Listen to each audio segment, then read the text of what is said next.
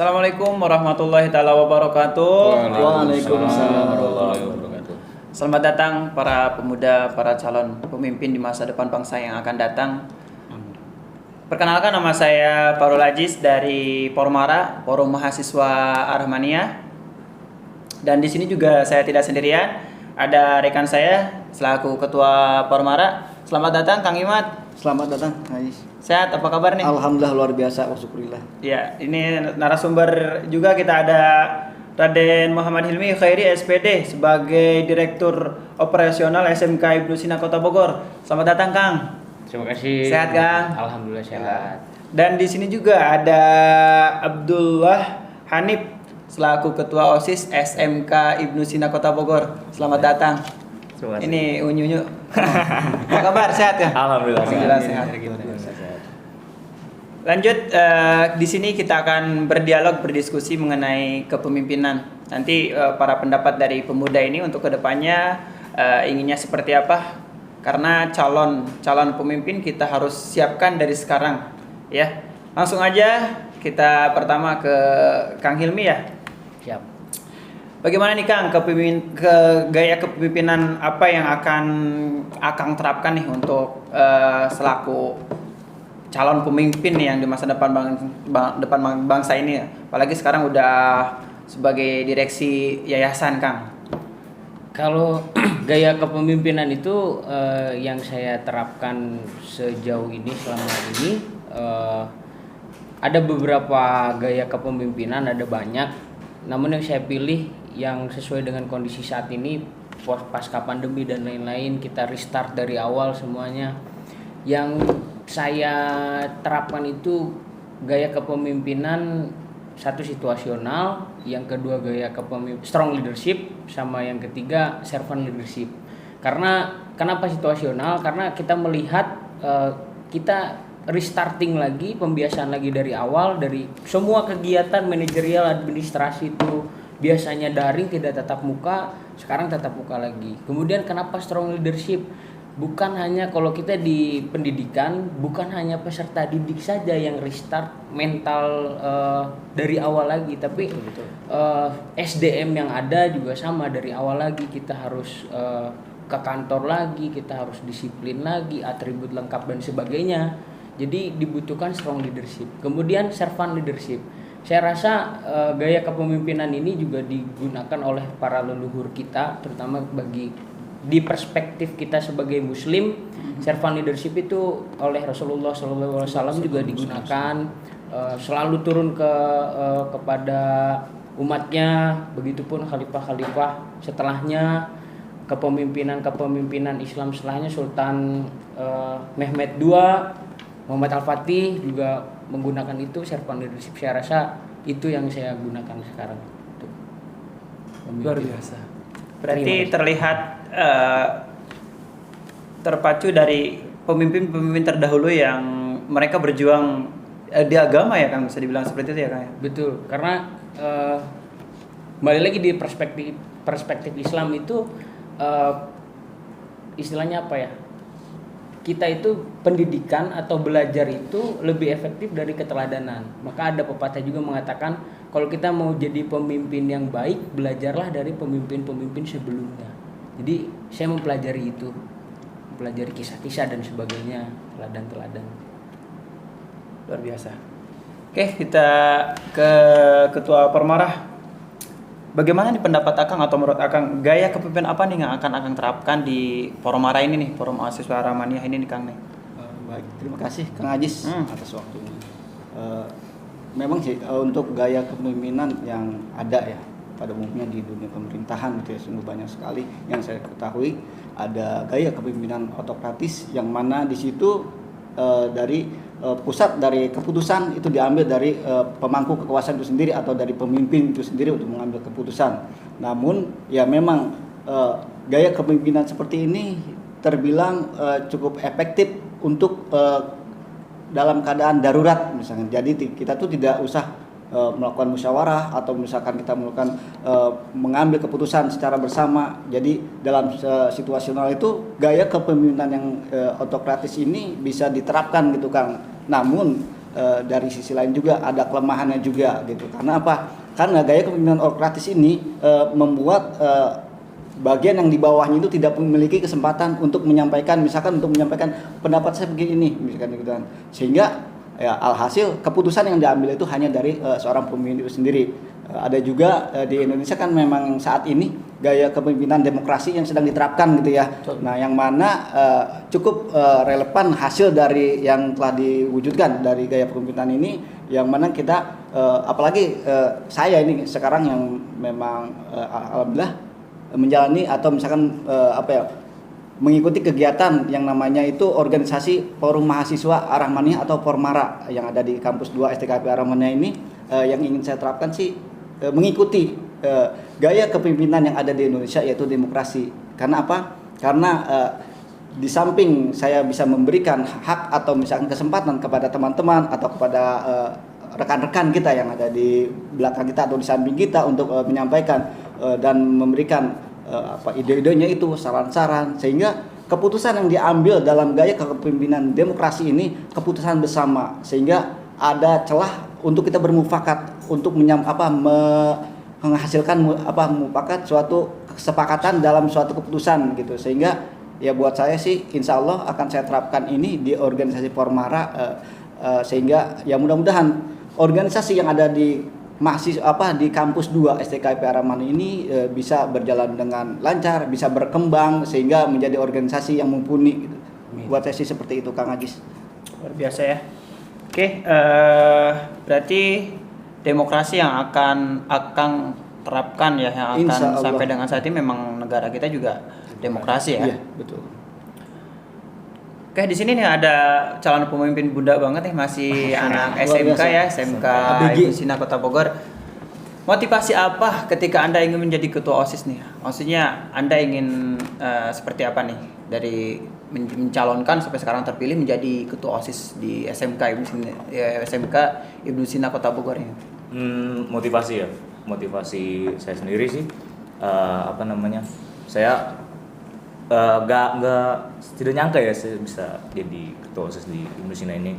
Jadi saya juga dulu pas masih SD saya pernah jadi ketua pramuka. Jadi motivasi saya tuh saya mau jadi pemimpin dan membawa rekan-rekan saya tuh ke ikut organisasi seperti itu. Jadi mereka lebih bermanfaat gitu. Jadi mereka kan anak-anak SMK sekarang ya kalau nggak main game ya gitulah. Saya maunya mereka ini rekan-rekan saya, teman-teman saya ini ikut organisasi seperti itu. Itu yang motivasi saya buat ngajak teman-teman saya. Ini sekiranya di saat ketika menjabat ya, kita bisa menjabat ketua OSIS ya, karena ada masa bakti ya. Yeah.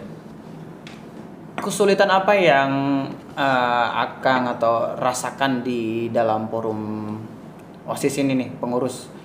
Jadi karena kita tahu anak SMK remaja sekarang tuh luar biasa. Yeah. Tugasnya bukan hanya seorang pelajar yang bisa mengajak ke hal yang positif. Guru selaku guru aja kadang sulit gitu.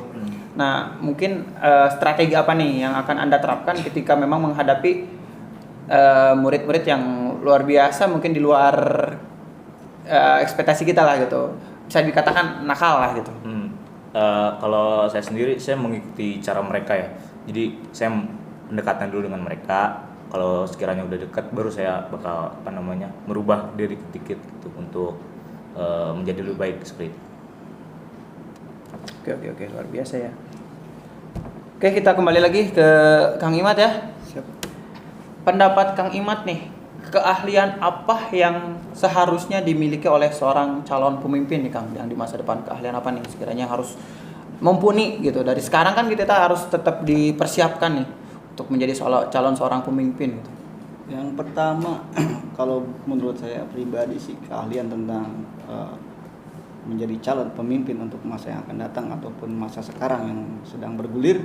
Yang pertama, dia mampu mengakomodir dari rekan-rekannya, teman-temannya, atau mengakomodir dari organisasi yang ada di lingkungannya gitu. Apabila dia ingin menjadi seorang pemimpin, maka dia harus terlihat berwibawa, kemudian karismatik, Jadi sehingga orang tuh memandangnya beda antara orang lain dengan dirinya itu beda. Orang yang karismatik cenderung dia akan menampilkan kebaikan atau sudut pandang yang memang lebih daripada orang lain gitu, yang dilihat oleh rekan-rekannya atau misalkan teman-temannya yang ada di lingkungan dia sendiri. Apabila ada di lingkungannya itu sekolah, maka teman-temannya, teman sebaya baik itu yang ada di kakak kelas atau misalkan yang di bawahnya dia memandang dia itu penuh dengan kelebihan, Kang. Jadi ada nilai plus di dalam dirinya yang keluar secara natural gitu.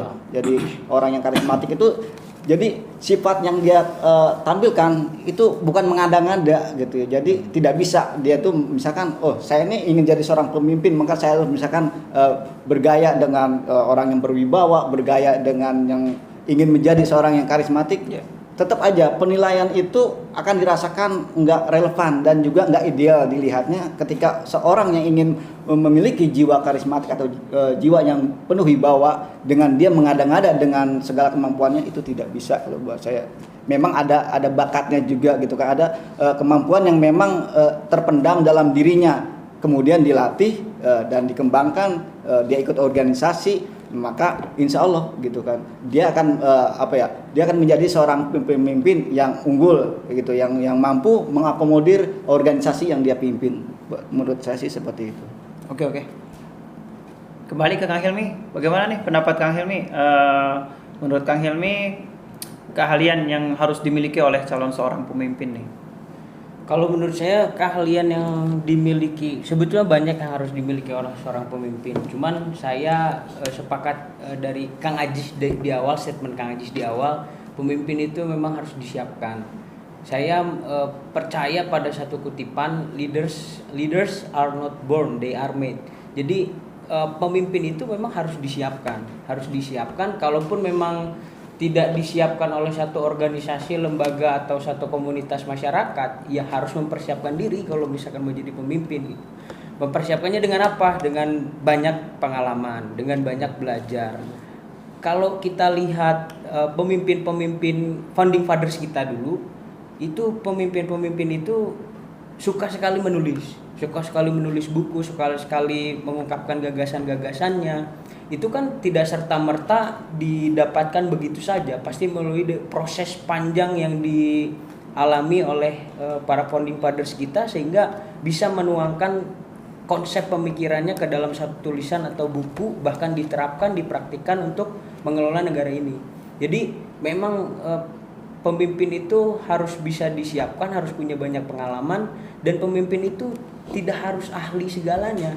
Pemimpin itu tidak harus ahli, pemimpin itu tahu segalanya. Karena kalau misalkan ahli itu, yaitu tatarannya staf, anggota dan lain-lain, itu ahli, harus ahli memang. Betul. Tapi kalau sudah jadi pemimpin, kenapa di pangkat TNI itu atau di pangkat TNI Polri itu pemimpin tertingginya pangkatnya jenderal? Jenderal itu kan istilahnya jenderal itu dari kata general, artinya menyeluruh. Betul. Jadi tidak harus ahli semuanya. Jadi yang penting tahu semuanya, tidak harus ahli, dan bisa mengorkestrasi sumber daya yang ada supaya organisasi ini bisa mencapai tujuan dengan selamat, baik dan benar, seperti itu. Jadi dari segi edukasi, kemudian pengetahuan, literasi, pengalaman, sehingga itu tadi dari di awal saya sampaikan bahwa kepemimpinan yang paling efektif adalah memimpin dengan keteladanan. Jadi kalau pemimpin itu sudah bisa mempunyai teladan yang baik, otomatis para anggotanya, para pengikutnya akan mengikuti pemimpin tersebut. Justru sebaliknya, kalau tidak punya teladan yang baik, pasti akan mencontoh kita juga. Berat memang ini dan tanggung jawabnya itu loh yang lebih berat, dunia akhirat. Berarti ini salah satu calon ketua OSIS juga adalah salah satu calon salah satu bekal yang dimana nanti kedepannya untuk menjadi seorang pemimpin ya. Betul. Gimana nih Kang Hilmi untuk adiknya nih? Sepakat. Nah ini Mas Hanif ini, kalau saya lihat Mas Hanif ini, saya melihat saya dulu ya. Enggak sih. Tapi memang dari dulu saya memang suka organisasi dari kecil, dari SMP, SMA, SMK. Saya dengar juga Pak Imat, Kang Imat juga dulu aktif di organisasi.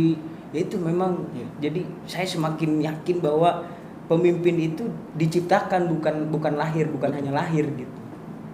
Jadi ya perbanyak pengalaman, perbanyak relasi dan sebagainya supaya nanti ketika betul-betul terjun ke masyarakat, memimpin di masyarakat, bekalnya sudah ada minimal. Oh iya Pak Hilmi, mengenai persiapan untuk menciptakan atau menyiapkan ya seorang pemimpin atau leader yang mumpuni, yang mampu gitu ya memimpin organisasi, bahkan nanti memimpin dunia gitu ya. Maka tentunya dalam tingkatan sekolah SMK atau SMA ataupun SMU ada yang katanya LDKM itu ya. Betul, LDKM. Berarti LDKM ini ada suatu wadah untuk mempersiapkan pemimpin-pemimpin di masa yang akan datang. Berarti saran saya siap-siap aja berarti untuk siap. Otomatis. Karena gini, di dalam LDKM LDKS ya. Iya, LDKS itu ada suatu momen yang dimana kita tuh digembleng, Kang Hanif. Iya. Bukan hanya fisik, mentalnya juga digembleng. Maka di situ harus kita persiapkan dengan maksimal mungkin. Jangan sampai kita tuh memiliki mental tempe gitu. Iya, baru digentak dikit aja kita udah Iya. ciut, kita nangis segala macam, Pak. Itu nggak cocok jadi seorang cocok, pemimpin. Karena apa? Pemimpin ketika dia sudah duduk di bangku kepemimpinannya, itu guncangan, terpaan, bahkan ombak badai datang menghantam, itu harus sekuat dengan batu karang gitu ya. Iya, Sehingga benar. ya dia akan teruji akhirnya lulus menjadi seorang pemimpin yang mumpuni begitu Kang Hanif. Karena kalau kata Tan Malaka terbentur. Iya betul. Itulah seorang pemimpin dan Kang Hanif harus siap menghadapi itu semua gitu ya. Jangan pernah goyah. Iya, benar. Bisa belajar ini teman-teman mereka. Sama Kang Ajis juga sebenarnya. Kita belajar ya. Nah, kita adanya pertemuan seperti ini ya kita harus belajar karena adik-adik kita kan kita harus butuh mereka butuh pandangan ke depannya bagaimana. Nah, ini mungkin akang-akang yang dari mahasiswa pun dari akang yang sudah punya gelar gitu ada bisa menyampaikan pengalaman kepada adik-adiknya kan itu sangat penting ya. Karena adik-adik ini kita butuh pengarahan. Betul. Selain mereka mencari inisiatif informasi, kita juga selaku yang sebagai orang yang peduli ya, yang di masa depan yang sangat kita khawatirkan, makanya adik-adik kita juga harus kita arahkan. Betul. Oke, Kang Hanif, nih Kang Hanif pasti namanya ketua OSIS tuh punya namanya target ya. Nah, target ataupun program Kang Hilmi yang ingin dikejar nih selama sekarang ini yang harus Kang Hanif, yang mau Kang Hanif capai apa nih di OSIS ini SMK Ibnu Sina Kota Bogor nih? Yang mau dicapai Yang mau dilaksanakan program. program ini kita program terdekat tuh ada lomba pramuka kita se-Kota Bogor. Antar Sebogor Raya. Sebogor Raya. Tingkat SD dan SMP. Ya apa namanya? Programnya ya saya harap semua SD dan SMP Sebogor Raya ini bisa ikut serta dalam lomba ini gitu. Soalnya kan ini juga sebagai apa ya? Kesempatan kita untuk unjuk diri gitu dari SMK Ibnu Sina sendiri gitu. Seperti itu. bahwa kita tuh mampu Iya, ya. kita tuh mampu gitu melaksanakan program sebesar ini. Pokoknya harus berani. Harus berani betul. Luar biasa. Jangan takut. Iya. Ada Siap. kakak-kakak tingkat. Iya betul. Abang-abang. Ada babang-babang tampan tuh. Terus dalam sebuah forum atau organisasi ya pasti itu ada namanya perbedaan pendapat. Bisa dibilang kita konflik. Nih Kang Hanif nih bagaimana nih ketika menghadapi ada perbedaan pendapat dari anggotanya nih, terus konflik sedikit perbincangan Kang Hanif nih sebagai ketua OSIS-nya bagaimana nih menghadapi konflik seperti itu nih?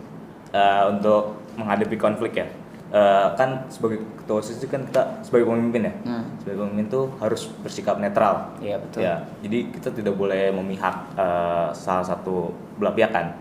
Nah, mungkin saya telusuri dulu apa yang menyebabkan mereka konflik terus perbedaan pendapat itu. Kalau misalkan emang belum parah dan nggak parah tuh, saya bakal mempertemukan mereka yang terlibat konflik ini. Ya saya tanya mereka kenapa gitu. Kalau misalkan bisa diselesaikan secara keluargaan ya harus selesaikan saat itu juga gitu. Soalnya kalau misalkan terus-terusan konflik terus beda pendapat, kita nggak bakal bisa mencapai tujuan kita dong. seperti itu. Seru ya kalau ada konflik perbedaan pendapat. Seru. Ya, dalam ya, dalam seru. justru dalam organisasi dalam perlu adanya perbedaan. Iya. Di situ calon pemimpin di mana harus bisa mengambil kesimpulan yang di mana bisa tidak memberatkan salah satu pihaknya. Iya, betul. Dari Kang Imat nih, selaku ketua Pormara, apalagi mahasiswa nih, forum mahasiswa itu lebih, wow, itu ada konflik lebih kritis nih mereka nih, gitu. Berapi-api. Pasti ya Kang Imat menghadapi sebuah Pasti. konflik, Pasti. namanya forum ya. Ini Kang Imat nih yang selaku. Jadi di mahasiswa gimana nih kalau ketika ada konflik nih mahasiswa nih dari kepengurusan ini ketika ada perbedaan dari segi pendapat dalam suatu mau pelaksanaan atau program. Kalau konflik jangankan di sebuah organisasi atau sebuah pemerintahan gitu ya, konflik itu akan kita berdua aja Bisa. itu bisa berkonflik. Jangan konflik ya. Face to face. Kalau misalkan tadi Kang Hanif caranya dia menelusuri ya, Yes. step by step gitu kan, Yeah. mencari sebenarnya konflik apa sih yang sedang terjadi gitu kan, apa permasalahannya gitu. Terus yang menyebabkan itu apa sih gitu. Kalau saya mungkin menelaah dulu gitu. Kalau bahasa dari Kang Hanif tadi menelusuri, kalau saya menelaah aja deh gitu. Saya nanti apa ya? Sehingga dari proses penelahan itu dari kedua belah pihak yang berkonflik itu kita akan mengetahui duduk perkaranya itu sendiri. Apa sih yang sedang dipermasalahkan sehingga itu menjadi konflik ya gitu. Jangan sampai konflik itu melebar, membesar gitu ya. Akhirnya ya dari satu konflik menjadi 2, 3, bahkan nanti satu kelompok berkonflik itu berbahaya sekali. Yang pertama tadi benar sekali yang Kang Hadi bilang, saya sih setuju gitu ya. Kalau saya akan saya ajak ngopi bareng, duduk bareng gitu ya. Iya, setara mahasiswa ngopi bareng. Iya, rasa saya tuh paling lewat bareng, ngopi bareng kalau misalkan ada sesuatu permasalahan, apa sih gitu kan. Karena gini loh, ketika kita mencari suatu permasalahan, kita terlalu misalkan menyikapinya dengan keseriusan, misalkan dengan cara yang formal, kayaknya mereka juga enggan untuk menyampaikan secara dalam hatinya itu sebenarnya apa sih permasalahan yang sedang terjadi gitu. Tetapi kalau misalnya kita ajak bareng, duduk bareng, kita sambil bermusyawarah gitu ya, kita dalam acara 4 mata kalau kayak begitu kan kayaknya dia akan lebih berani dan mau mengutarakan apa sih sebenarnya yang terjadi sehingga dia bisa berkonflik seperti itu. Sehingga dari situ setelah kita telah tuh kedua belah pihak itu kita ajak duduk bareng, kedua belah pihak itu kita ajak duduk bareng gitu kan. Dari permasalahan ini apa yang memberatkan kalian dengan kalian antara si A dengan si B gitu kan. Nah, nanti ujung-ujung nanti endingnya kita maaf gitu kan. Karena dalam konflik, dalam Islam mengajarkan kan, jangankan kita berkonflik gitu ya, kita marahan aja nih, kita marahan lebih dari 3 hari itu sudah tidak boleh kan. Boleh. Apalagi berkonflik. Konflik itu lebih daripada suatu permasalahan kan gitu. Karena kan mengakibatkan konflik itu bukan hanya mengakibatkan antara individu atau kelompok, bahkan negara pun kalau misalkan itu konflik tidak diselesaikan bisa merembet, berkembang, akhirnya melebar kemana-mana. Buat saya sih seperti itu ya. Pertama kita telaah, kemudian kita satu persatu kita ajak duduk bareng dengan ngopi bareng, kemudian setelah itu kita tahu permasalahannya apa dari kedua belah pihak, kita ajak kedua-duanya untuk ngopi bareng, duduk bareng, kita saling maaf paling seperti itu kalau buat Cari saya. solusinya seperti itu ya. Betul, kalau buat saya pribadi gitu ya, di antar mahasiswa gitu yang pernah saya alami sih seperti itu, dan alhamdulillah cukup efektif walaupun ya bila bisa dibilang baru berapa persen lah gitu, cara itu ampuh untuk menyelesaikan suatu permasalahan yang ada di sebuah organisasi gitu, Kang Ajis, Pak Hilmi dan Kang Hanif. Tadi kita bisa simpulkan kalau Kang Hilmi ini salah satu panutan pemimpin adalah seperti Muhammad Al-Fatih ya. Iya. Kita dari Kang Imat nih. Siapa nih panutan untuk panutan dalam menjadi seorang pemimpin? Kalau buat saya tentunya pada umumnya secara keseluruhan ya, umat Islam pasti berkiblat kepada Rasulullah SAW dengan gaya kepemimpinan yang luar biasa. Bukan hanya suatu negeri ya yang bisa dipimpin oleh beliau, dunia. Dunia. Ya. Rahmatan lil alamin. Iya. Semuanya itu menjadi suri tauladan bagi umatnya, terutama umat Islam gitu ya. Yang mana kita ketahui Rasulullah ketika di medan perang, gaya kepemimpinannya, tegasnya, berwibawanya itu keluar. Tapi ketika berada di tengah-tengah sahabat, saudaranya, lembut hatinya, akhlakul karimah yang agungnya, itu benar-benar tercermin gitu. Sehingga beliau bisa memberikan suri tauladan gitu kan. Dan yang kita ketahui Rasulullah SAW ketika menjadi seorang pemimpin, beliau nggak serta-merta menggunakan kepemimpinannya sebagai adik kuasa misalkan untuk menyuruh atau memerintah gitu. Tapi ketika ada sesuatu yang nggak sesuai gitu, misalkan ada di jalan semacam duri atau apa,